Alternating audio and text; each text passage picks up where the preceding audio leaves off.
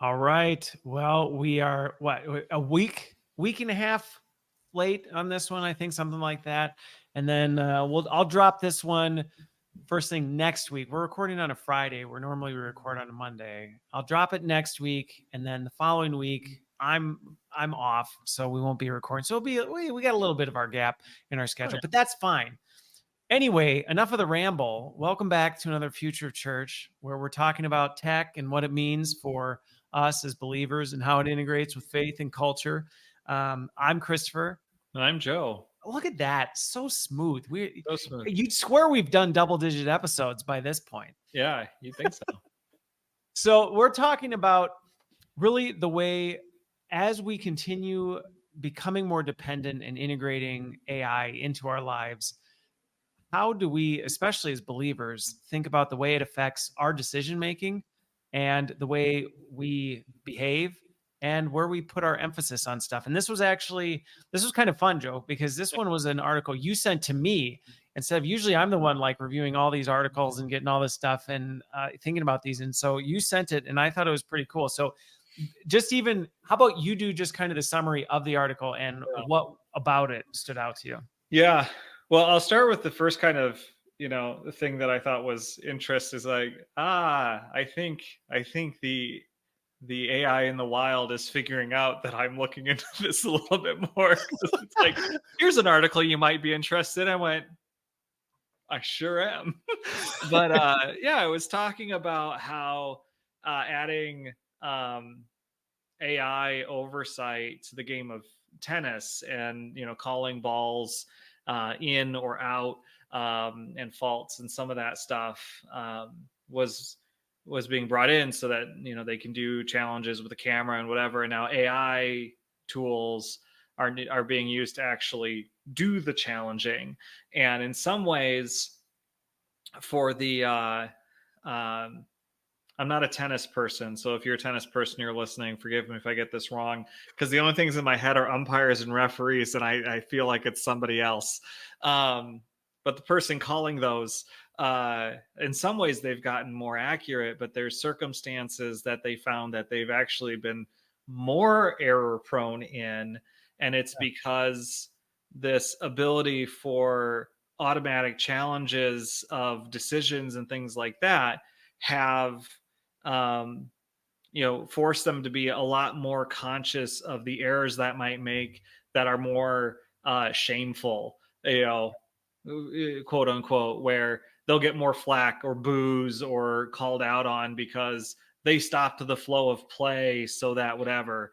And so there's more errors being made kind of in favor of the players, I guess you could say, to keep the action going. Which nobody, there isn't as much anger when that happens because at least they got to watch people do stuff. And so I started thinking, as we become more reliant on AI tools in general, even in this podcast, we haven't been saying don't use AI tools for anything. Right. Well, not that you really have a choice, to be honest, with the prevalence anymore. Oh yeah, you're using AI tools whether you know it or not. Yeah, don't intentionally go out seeking. We're not saying any of that, that. But as we start looking at it, kind of, how does having access to that, how does interacting with those tools, how can that impact some of our decision making and discernment even in our own lives? We've talked about how we need to be a lot more cautious about taking a news article or hey, I have this recording of this person saying these things. We've talked about how we need to humanize those things and really take the time to discern, is it actually true? Yep. But we haven't talked as much about, okay, I have a difficult circumstance in my life. I need some ideas. I need to generate some stuff. And, I will always say, well, go talk to somebody about it. Yeah. But sometimes, as tools get more accessible, as it becomes the water we swim in and the air we breathe, it'll be natural to say, yeah, I want to talk to someone. But if I know I can just go over here and just type in the question and get a response, I'll just ask Chat GPT. That can get my brain started. And and kickstart some thought processes that then I can go to someone with. Yeah. Um, Which on that one right. can be a good thing. I think Right. going back to your earlier point, I don't think you'll ever hear us ever go bad or good. I mean, there's certain things, but like with that, can it be helpful? Sure, to kickstart some ideas around and things like that. I don't necessarily think that's a bad thing, Yeah. but you have to understand what you're dealing with. Right. Yeah. And I know when we were just talking about what was going on in our heads before we entered in the recorded portion of our conversation, Right. um, really thinking about, okay, if I go in and someone, as a Christian, someone challenges a viewpoint that I have in scripture, Yeah. um, I go to Chat GPT, I can say, how should I respond to this? Or how would I, what would be a good response to What this? would I say back? What would I say back? You know, and then ingest that, so I've done that. Now what? you and that's really where, um, I, my mind started going, okay, what is the next thing after that? What would be a good step? If we're not saying that step is bad, Yeah. what's the next step? So before we get to that, one of the things that stood out to me about this article, which by the way, the system they have in place, cool name, the Hawkeye system. I'm Oh, like, all these AI tools, they've got these yeah. killer names. But one of the things that I thought was interesting, and you even hit on it, but I want to draw it out a little more, is how this system that is now kind of doing this constant monitoring of tennis. And so they know this. The referees are, like you said, like, I don't know tennis well enough to know what they're called. The people that monitor that thing. Yeah. It's forcing them to change how they shift their attention and where they put their focus, because it's like, well, now I'm going to prioritize these kinds of calls because I'm not going to catch as much flack, or this will be more socially acceptable type of a thing. And so there are these little subtle behavior changes happening where it's like, well, I'm not really going to worry about this too much because the system will take care of it.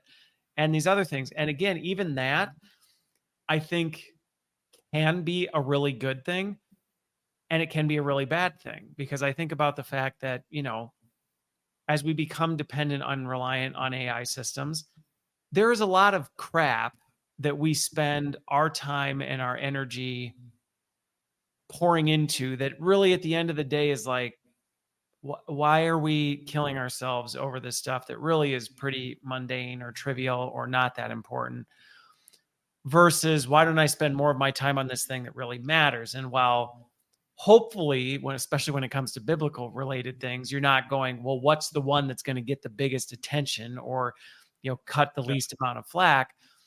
But I mean, it does put us in a position where we can start to go, well, maybe I don't spend as much of my time and attention on this. And I just even think of the example of somebody challenges something you think about your faith.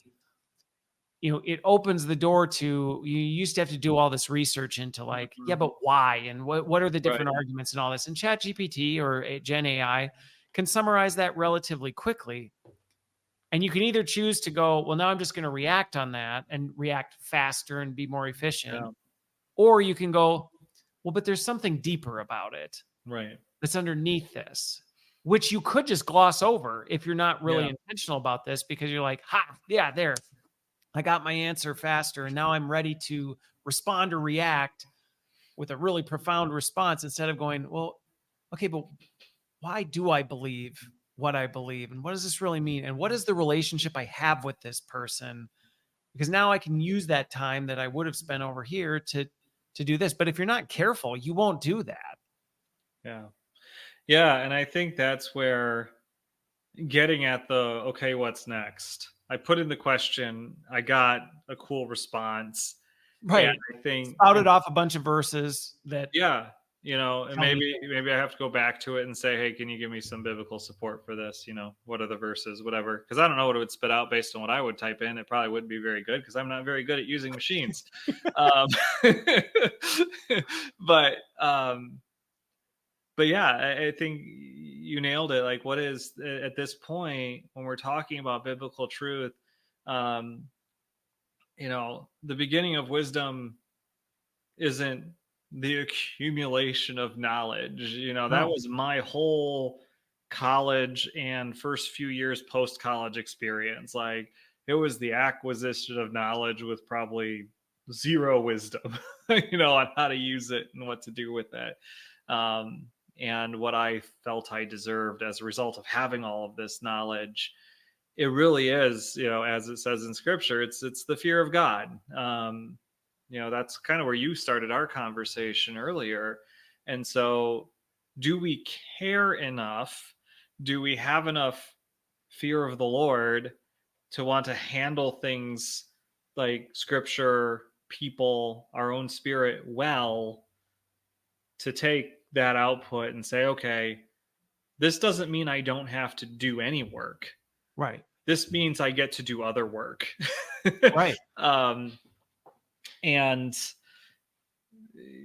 so this doesn't become just the 2x4 of God's love that we hit somebody against the side of the head with.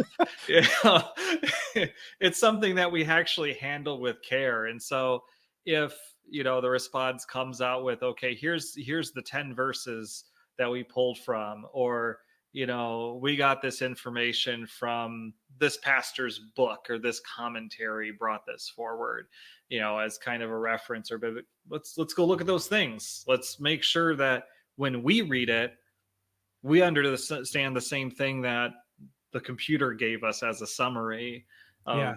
of thought and knowledge. And then when we go to this other person, that it isn't a, aha, I got you, hee Right. hee, I'm about to win. It's more of a, hey, I heard what you said, and I thought about it, and I've done some study, and I want to talk to you about it with Yeah. some of the things that I've learned. Well, and so kind of even the preamble to that I think about is, so I think about the tennis example, and this is where AI works differently for different things. And I think that's why as Christians, we do need to wrestle with Yeah. this at a much deeper sense, because we're not talking about a tennis ball going outside a line or not in a line. Right. Even though I think a lot of times as Yeah. Christians, we treat being a Christian in the Bible that way. Well, Yeah. is it black or is it white? And it's like, what? It's more complicated than that. And that doesn't mean that you're giving in on truth. It's that there's a lot of complexity that, unlike the Hawkeye system that's looking at, well, did the ball technically hit the line or no? Yes, no, here's the outcome, that was out. You're dealing with human beings and complicated situations and all this other stuff. And so I even think, like, if we were to run this use case through where, somebody presents you with an argument and you go to it and go, well, tell me, I mean, again, you could make the mistake of just going, tell me how a Christian would argue against that. Right. And you would get an answer, and it probably would have some scriptural references into it. But again, that's treating it like, here's a line. Did the ball go on the right side or did it hit the line? And it's like, well, you're now asking an AI system that is literally trained on binary ones and zeros to answer a question that isn't that simple. And granted, can it do more than that? Sure. But that's in how you use it. Because again, you could start by saying, tell me how a Christian would refute this. Yeah. Well, you're going to get a very different answer than if you say, I've been presented with this response. I want to deeply understand this issue, and how have Christians from many different viewpoints viewed this? Because that's, I think, one of the other risks that people don't always take into consideration with AI is it's just taking the law of averages. Here's what everything that's ever happened has said, and here's right square in the middle, or what the majority say, which even that sometimes, I mean, hey, Christian tradition is not always right, even if we've been doing it a long time, or it's the most popular narrative in whatever. Yeah. Well, it also doesn't do anything about as you're talking, I'm hearing the, going into finding a tool that's going to help you win, right? Right. Um, and even if that's what you want to do, let's set that aside for a moment. If all you did was take, and of course, this is the mistake I made with you that we've talked about before on this show and many times between the two of us, is if you don't even know like what the actual question or issue is, and then you go to a tool to find a response to it, you may be finding a response for something that's completely irrelevant to what's actually going on. To kind of draw maybe too much on the nose where the situations don't parallel. I mean, you can't go. There's no point in trying to investigate why the tennis ball fell where it did. Like, okay, Right. someone hit it, physics, it landed, boom, okay. But with a Yeah, in person, the game of tennis, that doesn't matter. right? But with a person, it might be good to know what's the context around this. So whatever it is, there's the question, and then there's why that question exists for Yeah. that person. There's the objection, and then why that person finds it objectionable, because it may be something, this has happened, where they say, hey, here's something that I understand Christians believe and I don't like it. And I go, yeah, that is something we believe. There isn't an argument against it. It's a true statement. But, if you just go take that and say, how do I respond to someone who doesn't like this thing that is true? That doesn't get you anywhere with what's actually bringing that up for the person. Right. Is it because they know someone affected by that belief negative? Have they themselves been abused by that belief rather than helped by that belief? Have they, whatever that layer is, you know, you're not going to get that just blindly bringing an answer out of nowhere. Um, and and if and so in the tennis example, the errors are coming up because of this kind of notion of uh shame, greater or less based on the impact and the reaction to the error. And what we're talking about is really like, okay, we're not talking about a super black and white situation, but we are talking about AI being used as a fact checker or giving oversight or whatever else. And what do we do with that? I think it's less necessarily about, sorry, let me back up. Is, the way we interact and way we get responses back and how we judge them, if we aren't going back to scripture, if we aren't going back to, wisdom, there's also a certain probably illusion of a safety net that if we go somewhere here and get what appears to be an objective response, we run less personal risk around being wrong, Right. with the person we're interacting with. And so, as we become more reliant and comfortable with these tools, I think another reason why we would become less apt to do a lot of digging and investigation into it is like, because it gives us something based on a law of averages. Here's kind of the distillation of all the information available to us. We can say, well, this doesn't seem overly passionate or objectionable, so I can present this. And if someone challenges it, it's like, well, but it's not me. It's just this is a summary of what it is, and I find it to be pretty reasonable, Right. and so it can be used again for kind of a covering for a social shame we might be experiencing as well. Well, I think, what I found, because I work with these tools a lot, and they're getting better at handling complexity, but they really don't handle complexity and nuance terribly well. And as a result, you can run into just very binary. And that's what we've been hitting on this whole time is Mhm. it can reinforce what I already think is a very unhealthy Yeah. cancer in the church, which is we have this habit of treating things as this very binary, well, it's either right or it's wrong. And it's like Right. there's truth in that, but there's also a way of going about that, and again, you can use, I mean, if you were to say, well, is God wrathful or is he loving? It's like, well, I mean, Yes. yes. And it's like, well, what do you mean? It can't be both. And it's like, well, it can. And obviously, if God can do it, then it can. And so, if you go looking, and you can do the same thing without AI, you go read your Oh, Bible and look for how vengeful and wrathful God is. You'll find all sorts of passages that show him pouring out his wrath and taking vengeance on yeah. Mhm. things. If you want to go looking for his love and how he's endlessly forgiving, you can find that. And I think that's some of the things that we need to be so careful with these systems now coming in, that I think we're even more vulnerable to them because they are really good at talking to us like another human being, Yeah. which makes them even more convincing. Because, like you said, you'll read it and go, that does make sense. Yeah. That does make sense. You know what? I feel good about that. And that sounds really compelling and really convincing. And it doesn't take Right. into account, yeah, but it also doesn't know the situation at Right. all. Yeah.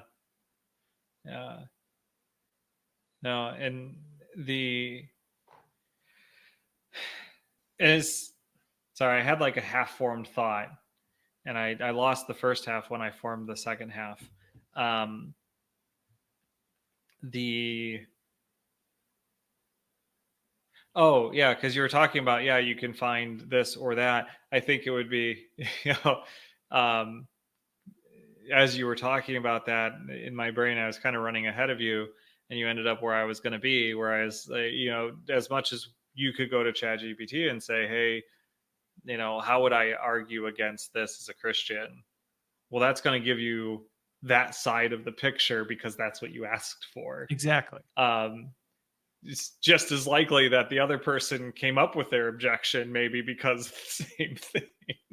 Because you you know you ask leading questions and you get what you ask for. How is, because you could ask, how is this healthy, and then you can ask the same thing, how is this harmful, and you probably get two really good looking responses. Oh, it's amazing. Like, I would encourage people, if you haven't played around with this, do it and you will see. Yeah. But that's where, in some ways, going back to, so how can we use this in our Right. decision making? This, I think, is actually one of the best ways we can use it to help us be more empathetic and compassionate in our decision making. Because I will be the first to admit, it is very difficult when you're interacting with another human being who has a different point of view on a Mhm. topic than you do. In that moment, it can be very difficult to try and understand where they're coming from, Yeah. because they're the opponent to be defeated and emotions are running hot, and it can be really hard to lean into it. But I know for myself, there's lots of times where I've gone to things and said, what are the really good reasons why people have felt this way in a certain thing, or what harm has been inflicted on people by XYZ thing?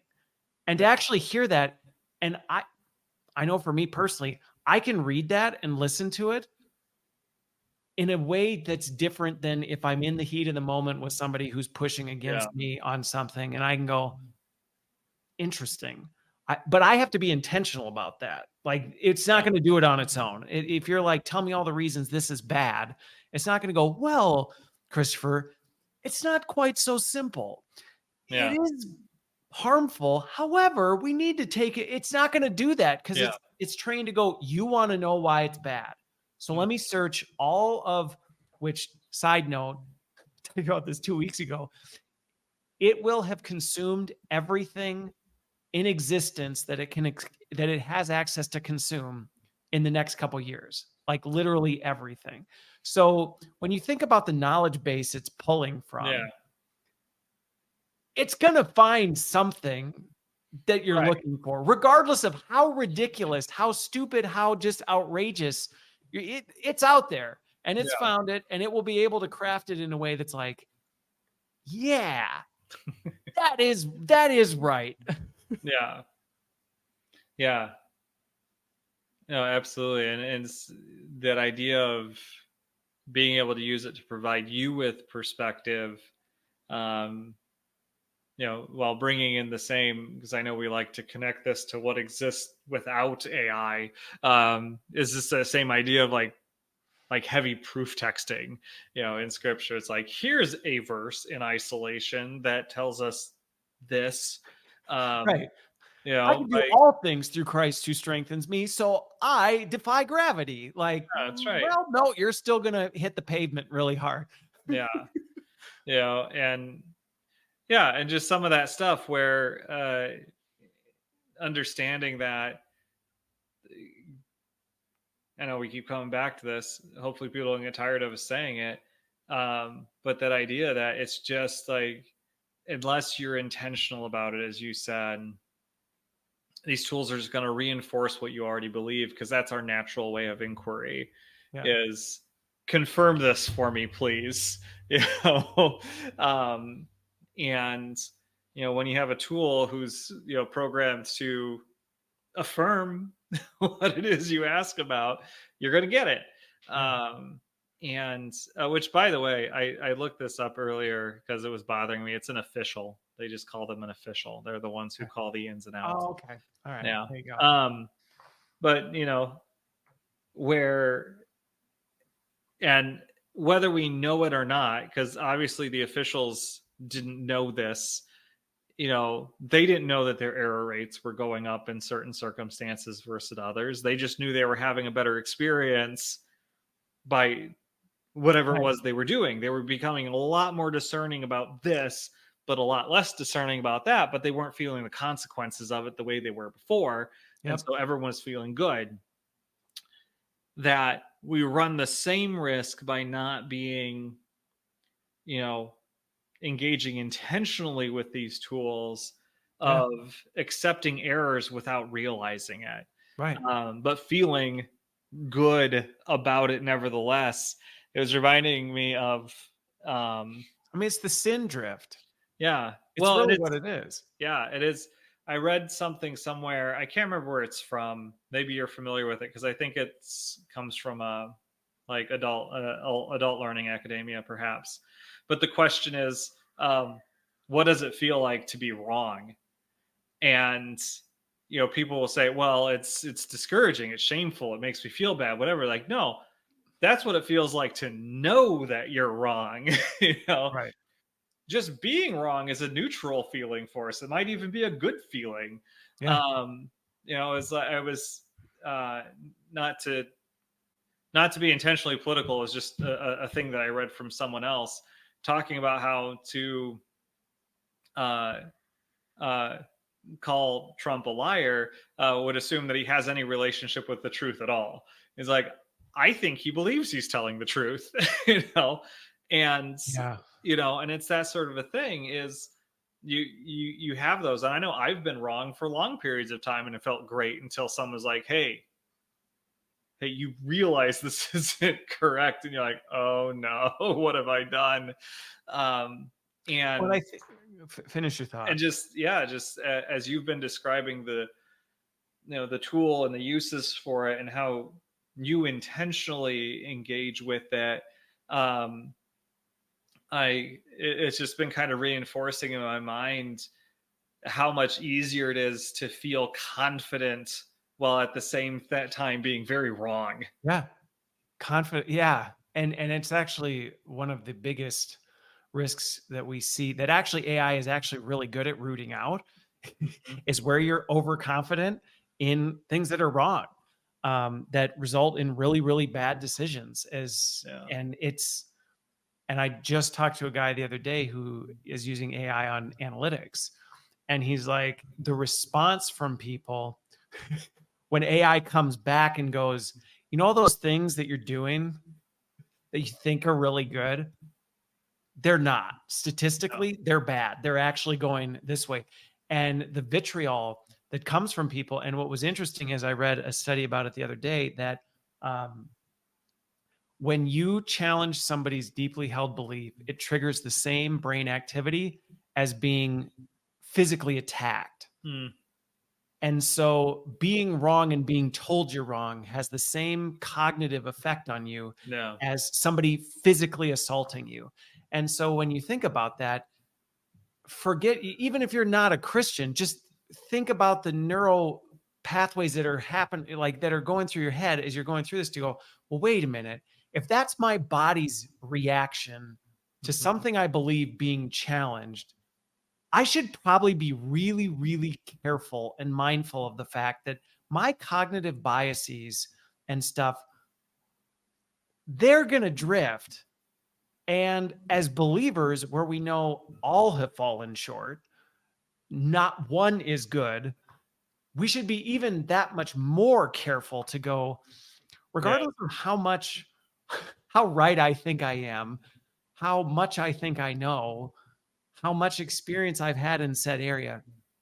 I should probably hold that very tenderly with an open hand and at least be willing to consider and listen to Yeah. whatever that is, and recognize that when my body reacts in a way as though I'm being physically assaulted, it's not because I'm right and they're wrong and I need to shut it down. It's because I am that devoted to protecting whatever it is I think I'm right about, Yeah. which is Yeah. kind of terrifying when you think about it. Oh yeah. Well, and but it also underscores the kind of care that we need to take if we're planning on going to tell something, planning on going to tell somebody that they're wrong. Right. Right? Right. Yeah. It's like a Yeah. two-way consideration. It's like, yeah, you should be thinking about that for yourself, but then you also should be Yeah. thinking the same thing when you're like, I'm going to go confront this person on Yeah. something. Yeah. Okay. Well, keep in mind, you're putting them in a position where they are going to feel like you are physically assaulting them. Yeah. So you better, not saying don't do it, but you Yeah. better be doing it with tender and care. Yeah. Yeah, because I mean, because you also don't know how, because you use the language of like a deeply held belief. You don't know how deeply held something might be. Like it could be a very surface thing, and you say, "Oh, here, actually consider this," and they go, "Oh, okay, cool, whatever, no big deal."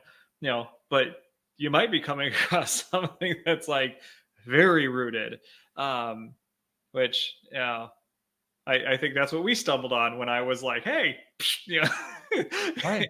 and, um, and we had that because I remember, it was uncharacteristically tense for us through that, and it's not like that was the first disagreement we've ever had, No. but man, that hit different. Well, and I think it goes back to, it's very easy for us to, and again, I mean, gosh, we're both married. Like I Yeah, trip over this in marriage where I'm like, this isn't a big deal to me. So yeah, obviously it's not a big deal to you. I'm just pointing out this thing. And you're like, yeah, whoa, or vice versa. yeah, Like this thing gets pushed on, and then like you cool down, and you're like, why am I so offended at yeah, the, hey, make sure you put your shoes on when you go in the garage? I do put my shoes on when like, yeah. well, that was a very odd response to a Yeah. very simple, request. And it's like, oh, because there's a lot more going on under the surface than we often realize. Well, because we had a really good conversation just last week about like bath day for the boys, and it had shifted towards like me doing the whole process and getting them both dressed afterwards and everything. And it was one of those things, like it was bothering me and I couldn't figure out why. Because if she's not home and it's bath night, I do it and it's not a burden and it's not too much for me to think through and it's not hard.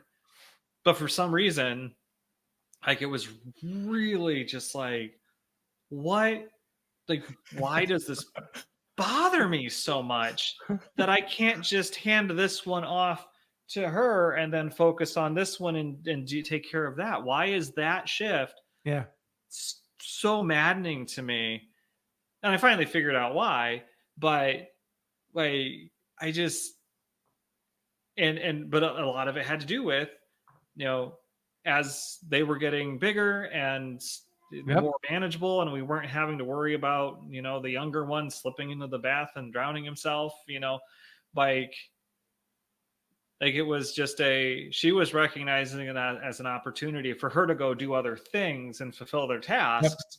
And then, I even said to her, if you're not home, I think about this way differently. So she knows I have the capability. And so she's like, Yeah. no, you have the capability. You'll be fine. I'll go do this thing. She didn't see it as a big change, but I was receiving it as a big change. Yeah. um, and we just had to talk Yeah. about it a little bit. And it was just, it got us to a good place where it's like, okay, that it all makes sense. It absolutely all makes sense. Just it might be helpful if you're having a mentality shift towards the thing that we're doing. It just a heads up would Communicate. be Yeah. nice. Well, and I think what's interesting related to the AI topic piece Yeah. is, and this is why whenever I do work with people or organizations around AI, it is such a delicate exercise because Mhm. AI itself has a black box Yeah. that a lot of times we don't always think about. The fact is, like, we don't really know how it came to the conclusion it did. It did some Yeah. sort of statistical modeling.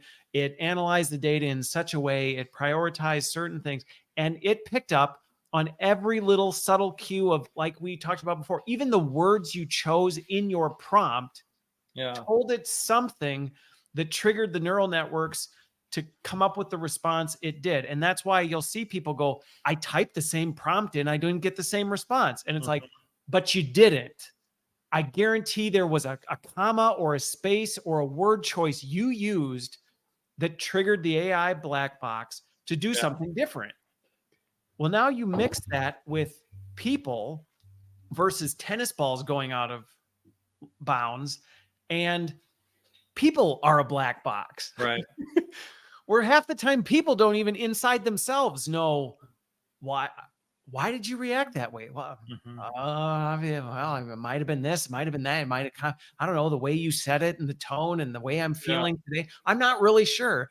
And so now you're putting a dual layer of black boxes on Mhm. top of things. It's it's dangerous territory if you're not really, really, really careful. And I think that really was the heart of what kind of inspired this conversation was the fact Yeah. we are moving into an age where sometimes you may not. I mean, the example we've used is, well, when you go prompt chat GPT, well, it may not even be you prompting chat GPT. It Mhm. may be your social media algorithm feed Yeah. picking up on, well, you're looking at it at this time of day based on this, da, da, da, da, da, da.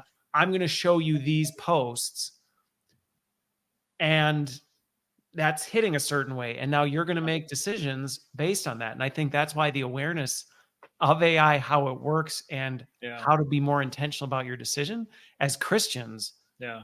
we should be, this Right. should be a top priority. Yeah. Well, and and even and I think you touched on it, like where it is, as just different things, just casually in their tools that I use at work, just casually slipping in that there's this AI feature coming with the next release. I'm like, okay, know, and how long before that makes it into the Logos software. I can't remember if it's out Right. there or not. These But verses might seem particularly relevant to you right now. yeah, Like, yeah, well, or why? Like, you know, based on what? Like, yeah, and could it be pulling on? Because then if it can pull on its whole library, even if you don't own those particular books in your library that you have set up, that they'll get you a response that's that accounts for this library that they have at their disposal, and even outside, to get responses. And if you don't know that it's AI and what that means about the response that you received, as it gets its way into things that you already trust, like you might not trust chat gpt, but right, if you trust the Logos software, like even if it's the exact same model and backbone, right. And all these like, technologies have shared, they're using the same yeah, stuff. So it's right, going to you You know. know, oh, I don't like using Google. I prefer DuckDuckGo. It's like, Eh, okay, all but right. it's still using a series of black box algorithms Yeah. that are making decisions based on things and Right. presenting you with information based Yeah. on what it thinks you want and what you need, Yeah. Yeah. So which I think ultimately like so many of these things, ultimately it goes back to staying committed to the hard work mhm. of staying in the text, Yeah. like holistically. I can't say over the past several years how much value I've gotten out of actually reading the Bible cover to cover and Yeah. actually knowing it, not anywhere near like I would like to, but enough to be like, okay, when I see this, I also now am Yeah. cross-referencing these other things. And I understand where it fits in the bigger story and all these things. It helps keeps me in check. But then also the daily discipline of I need to be engaged with the Holy Spirit Yeah. and leaning into that, because if I get out of that practice, and I think that's one of my biggest concerns with AI is it sounds super brilliant and it Mhm. comes across great and it has access to, like I said, literally every piece of information created in Yeah. human history. And you can start to go, I mean, it's got to be pretty trustworthy. Yeah. Yeah. Yeah. Yeah. Yeah. But it's also, makes me think of, all the people that, we've encountered who have all these adult learning certifications and maybe a degree or a master's and whatever, and they can't teach to save their lives. Right. And that's the difference we talk about between, um, knowledge and wisdom. And that, I mean, really seeking after wisdom, being a higher priority in many ways. Like, yeah, it needs to be based on knowledge, but how do you Sure. apply it? How do you do it well?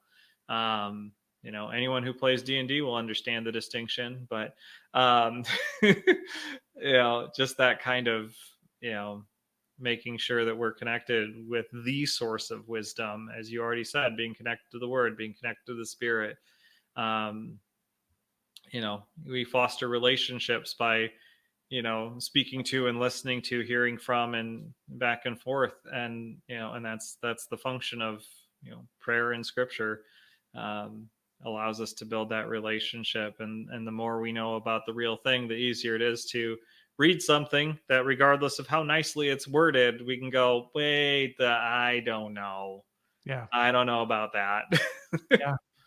Well, and it's funny, the gentleman I was talking to recently who started, this is his third AI company, Hmm. and this one he is specifically focusing on trading, and he's analyzed literally every financial transaction that has ever happened in the history of the stock market, and his system is actually capable of analyzing everything that's happening and making weighted predictions on what might happen. CEO left, we're going to see a 2% dip in the stock price. So buy when it's 2% down. And then it gives a weighted average on all this. So we're sitting here talking through it, and he's extremely confident in the tech.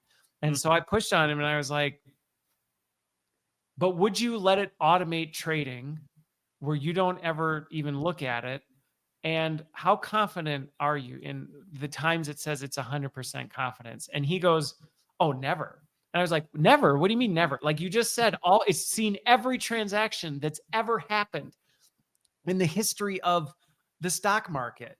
How Hmm. can you not be? And he's like, and he wasn't a Christian. We talked backstage Yeah. afterwards. He's like, because there's just some level of unpredictability we can never factor for. There's some detail that we don't know that we're somehow missing. And I was like, Mhm. you're right. Yeah. That's exactly it. And even if it's only that 0.001 Yeah. factor, and he even said, he's like, those factors multiply exponentially. And yeah, you might, he goes, yeah, I mean, you could lose your whole life savings on something that looks like 100% done deal bet. And so for that reason, no, I recognize it's still risky and I would never automate trading Yeah. regardless of how great my tool is. And I was like, well, there you Right. go. Well, and then how much, because you get into just ruthless number crunching, would it be one that would recognize the potential of Coke, of Mac when it's new and it's, trading low and whatever else. And, would it recognize the long-term outcome for various companies if, you see something, everyone's using the same tool and the same tool tells everyone to sell? Like, how quickly could that clear out a company's prospects and the impact to all those workers and even their opportunity to get better. Yeah. Um, Well, yeah, I've seen examples of this in the news where a false, going back to misinformation is leaked about a company, yeah, not leaked because it's not even real, yeah, and everybody responds to it. The whole thing was fabricated, and boom, yeah, like, oh, oops. And I think that's one of the things where when I think about Job, like just falling in front yeah, of God, when he comes down going, and God's like, do you put the stars in the sky? Do you like, and Job's like, I don't yeah, understand whatsoever. And I think that's one of the things that as we think about this, yeah, AI can be super helpful. And yeah, I think we're going to be able to do some incredible things with it that were never possible before. But it's not God. And we should not be relying on it for that kind of insight and wisdom, yeah, or it will come back to bite us. yeah, yeah, absolutely. Okay. Yeah, This was fun. yeah, This was I fun. think so. All right. I enjoyed it. I hope the listeners do too. Yeah, yeah. I feel like the first part got a little free ranging for a moment, but I That's think we got okay. it back.